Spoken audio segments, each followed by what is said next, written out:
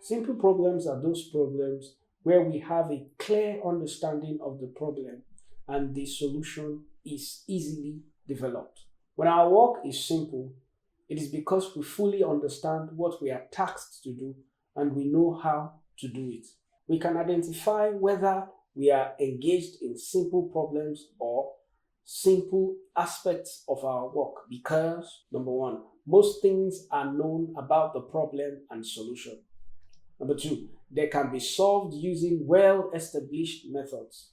Number three, if we have solved this problem before, we can do it again, roughly the same way. Number four, if we haven't done it before, the solution is easy to figure out because we understand everything about the problem and how to create a solution. And five, we can create a plan of the tasks needed to solve the problem. So, from all of these characteristics, what are the examples of simple problems that we know? Let's see, replace a bad faucet. If your tap is bad and you want to replace it, it's quite simple, very straightforward.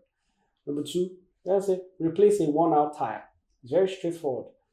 It is a strength dependent activity, although, but it is pretty straightforward on how to replace a worn out tire.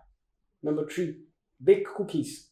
Worn out tire may be difficult for women, just as baking cookies may be difficult for men, but it's very straightforward, it's repeatable. Once you get it, you get it.